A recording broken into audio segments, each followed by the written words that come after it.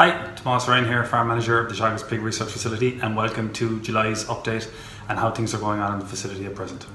So looking back to June's update, we were just about to serve sows that week. As I said, this video always coincides in a serving week, so we were looking ahead to what would happen after the serving week. So we had 27 sows in, and we had a live born in those 27 sows of around 14.5, which was back a bit on our previous farrowings. The farrowing before that, we had actually a live born of closer to 16.5, so we're a little bit back in that. The expected weaning, I suppose, from that 14.5 though, we will hopefully have around 13.5, because mortality has been quite low because of that reduced born alive also. Last week then we would have weaned out 19 sows that I spoke about in the previous video. They weaned out at just shy of 13.5 pigs per sow again, so our weaning numbers are back up consistent with what they have been over the last while. That batch, that 33 sow, or 19 sows, sorry, was brought up to 33 sows then with a high volume of replacement gills. So that gave us a good opportunity to inject a lot of youth into that particular batch.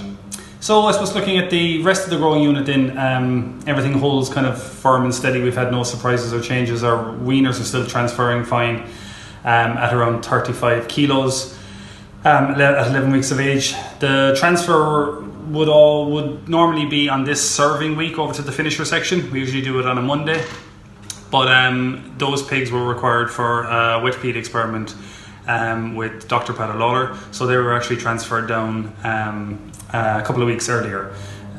So that experiment has started as of last week and is currently underway. So we should have that should run for about another 10 or so weeks.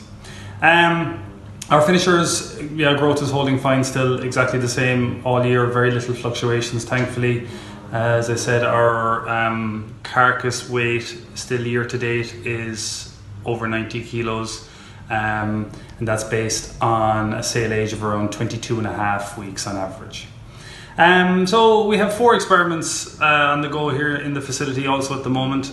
2 of those are based on weaner pigs. One short-term study by a postdoc student of Lawler's called Hazel Rooney, and she's looking at a short-term growth study on weaners post-weaning. And Dr. Keelan O'Driscoll has a PhD student called Roberta, who is looking at comparison of feeder space allocation on growing pigs into the finishing stage as well.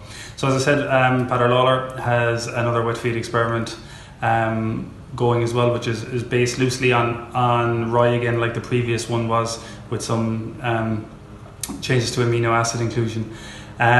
So that's it for July really, so we will talk again in August.